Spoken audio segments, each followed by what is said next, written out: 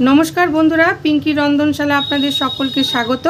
आज आमी आपनादेर साथे एकटी खूबई सुंदर हेल्दी एकटी जलखाबारेर रेसिपि शेयर करब। एर जोन्नो आमी निये नियेछि धनेपाता कुचि, आदा कुचि, काँचा लंका कुचि, पेঁয়াজ कुचि, पालং शाक कुचि, टमेटो कुचि और एक बड़ो साइजेर आलू आमी सेদ্ধ करे एटाके मैश करे रेखेछि। ताहले बंधुरा चले जाচ্ছি रेसिपिते। बंधुरा धनेपाता पेঁয়াজ এই আদাটা এই বড় বাটিটার মধ্যে সব দিয়ে দিচ্ছি। দিচ্ছি পালং শাক, টমেটো কুচিটাও দিয়ে দিলাম, আলু সেদ্ধটাও দিয়ে দিচ্ছি। দিয়ে দিলাম বন্ধুরা এখানে এক বাটির মতন ময়দা, দিয়ে দিলাম বন্ধুরা 2 চামচের মতন বেসন। বেসনটা কিন্তু বন্ধুরা অবশ্যই দেবেন, এতে কি হবে ক্রিস্পিনেসটা ভালো হবে। অল্প একটু গোটা জিরে দিয়ে দিলাম, হাফ চামচের মতন লাল লঙ্কার গুঁড়ো। ঝালটা বন্ধুরা বাচ্চারা ঝাল না খেতে পারলে ঝালটা আপনারা স্কিপ করে যেতে পারেন। দিয়ে দিলাম হাফ চামচের মতন একটু জিরের গুঁড়ো। ব্যাস, আর কিছু লাগবে না বন্ধুরা এটার মধ্যে। দিয়ে দিচ্ছি সামান্য পরিমাণ একটু জল। এটা কিন্তু খুব বেশি পাতলা হবে না, মাখতে মাখতে দেখবো যে আর জল লাগবে নাকি। হাতের সাহায্যে আমি মেখে নিচ্ছি।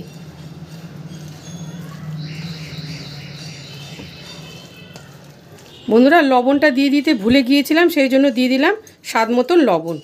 মানে সবথেকে বড় ইয়েটাই ভুলে গিয়েছিলাম। এবার লবণটা দিয়ে এবার দেখুন কিভাবে মাখছি, এইভাবে মেখে নেবেন। এর থেকে কিন্তু বেশি পাতলা করবেন না।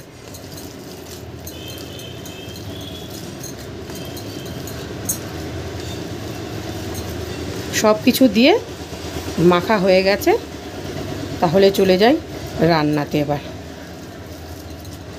গ্যাসে কড়াই বসিয়ে দিয়েছি। কড়াইটা কিন্তু খুব ভালো করে গরম করে নিতে হবে। ভালো করে গরম হয়েছে, দেখুন ধোঁয়া উঠে গরম হয়ে গেছে। এবার এই পর্যায়ে গ্যাসটাকে একটু কমিয়ে দিলাম। দিয়ে দিলাম সামান্য পরিমাণ একটু সাদা তেল। তেলটা কড়াইয়ের গায়ে ভালোভাবে মাখিয়ে নেব। খুব বেশি তেল লাগে না বন্ধুরা এটা রান্না করতে। খুবই একটা হেলদি রেসিপি, বাচ্চারা কিন্তু খুব ভালো খাবে, কারণ বাচ্চারা তো খুব একটা সবজি টবজি খেতে চায় না। এবার হাত দিয়ে আস্তে করে এইভাবে পাতিয়ে পাতিয়ে, গ্যাসটা কিন্তু এই পর্যায়ে কমিয়ে রাখবেন। এভাবে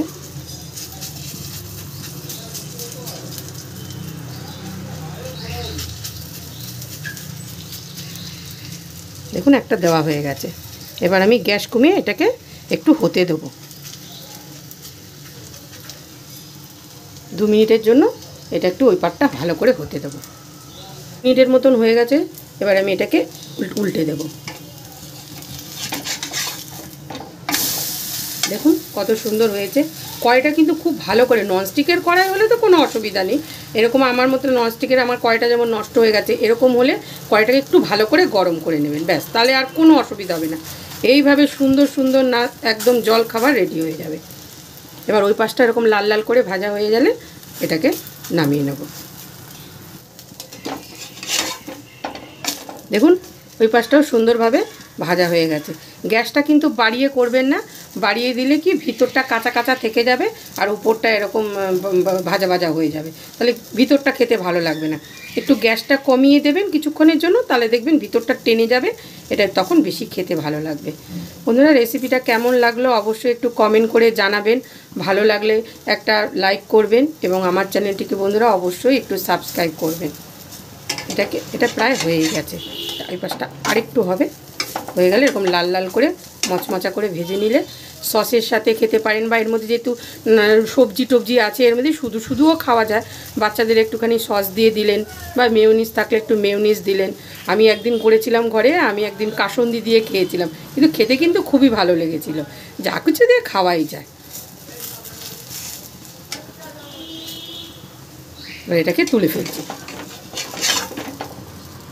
বন্ধুরা। আর একটা করে দেখাচ্ছি। এটা করতে দেখলেন যে অল্প একটু তেল লাগে, বেশি কিন্তু তেল লাগে না, কারণ সকালবেলা তো, সকালবেলা বেশি তেল খেতেও ভালো লাগে না, আর খাওয়াটা উচিতও না সকালবেলা বেশি তেল।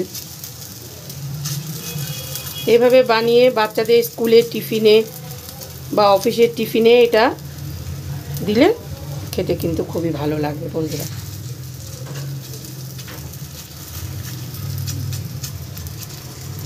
এবার এটাকেও ভেজে নেব ওই পাশটা।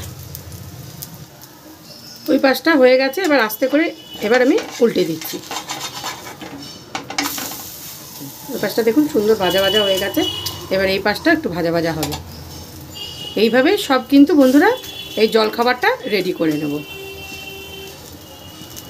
দেখুন বন্ধুরা, সকালের জলখাবারটাও কিন্তু আমি সার্ভ করে নিয়েছি। রেসিপি কেমন লাগলো অবশ্যই কিন্তু বন্ধুরা একটু কমেন্ট করে বলবেন। আপনারা কমেন্ট করলে আমার খুবই ভালো লাগে, তাহলে বুঝতে পারি যে আপনাদের আমার রেসিপি ভালো লাগছে।